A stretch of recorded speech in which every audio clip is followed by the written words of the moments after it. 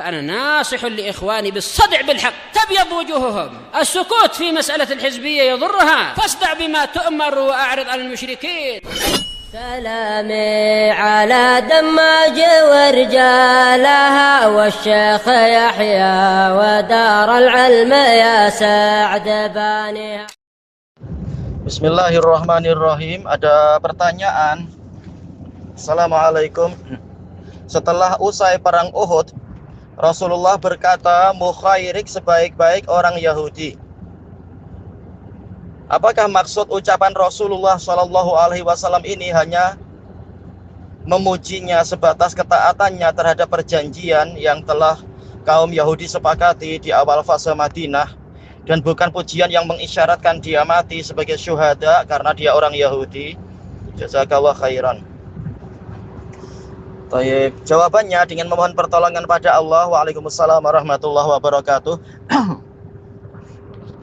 Amin amin amin wa iyyakum.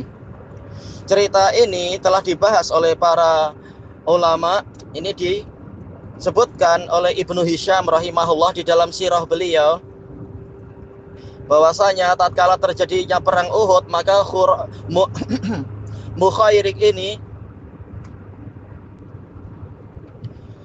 dia adalah dari orang Yahudi jelas, dan dia mendatangi orang-orang Yahudi mengatakan, kalian telah mengetahui bahwasanya menolong Muhammad pada hari ini adalah wajib atas kalian.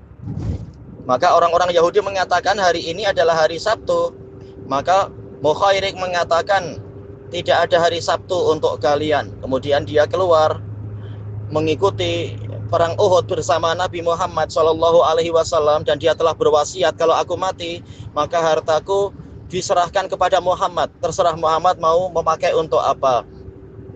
Maka akhirnya dia berperang dan terbunuh.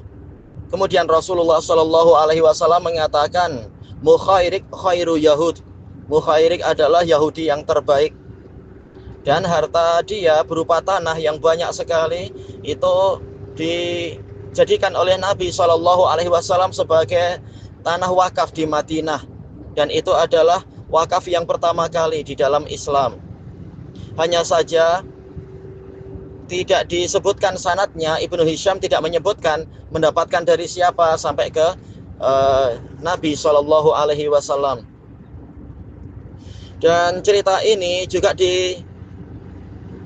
itu disebutkan juga oleh Ibnu Sa'ad di dalam Tabaqatul Kubra beliau, tapi menukilkan dari gurunya yaitu Al-Waqidi, dan Al-Waqidi ini kadzab matruk rahimahullah. Walaupun ilmunya sangat luas, tapi dia kadzab sehingga riwayatnya tidak diterima. Dan juga dinukilkan oleh Al-Hafidz Ibnu Hajar rahimahullah dalam Al-Isabah, beliau menyebutkan ini diriwayatkan oleh Umar Ibnu Syabbah. Hanya saja di dalam sanadnya ada Abdul Aziz bin Imran, dan dia matruk, wajib ditinggalkan hadisnya. Beliau juga menyebutkan cerita ini juga diriwayatkan oleh Zubair bin Bakar secara mursal ke Az-Zuhri, mursal sendiri dhaif.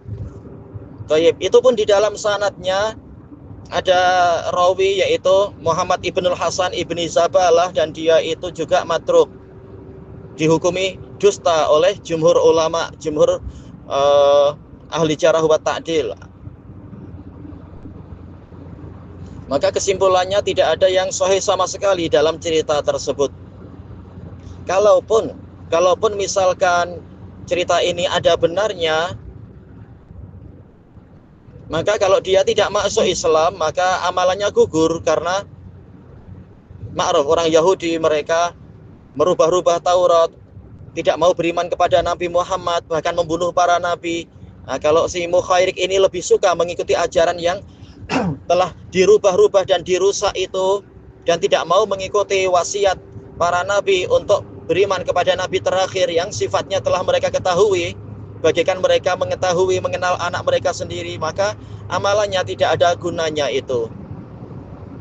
Sehingga yang dimaksudkan sebaik-baik Yahudi di sini adalah seperti yang disebutkan dalam pertanyaan, yaitu yang mau memenuhi perjanjian.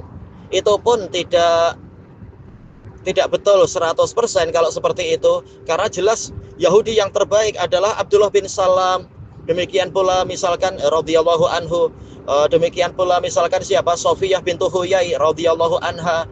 Demikian pula Muhammad ibnu Ka'ab al-Quradhi radhiyallahu an yang mau masuk Islam.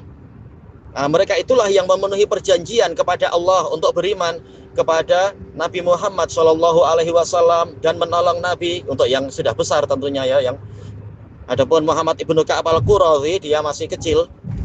Tapi jelas yang masuk Islam lebih baik daripada yang tidak masuk Islam. Baik secara mutlak. Abdullah bin Salam ma'ruf, beliau dijamin masuk surga sebagaimana diriwayatkan oleh Imam Bukhari dari Sa'ad bin Abi Waqqas radhiyallahu an, bahwasanya Rasulullah menyebutkan Abdullah bin Salam itu masuk surga. Ini secara ringkasnya aja ya cerita itu. Demikian pula datang dari hadis-hadis yang lain. Maka tak mungkin Mukhairik tadi kalau dia tidak masuk Islam, tak mungkin dia mampu dibandingkan dengan Abdullah bin Salam radhiyallahu an.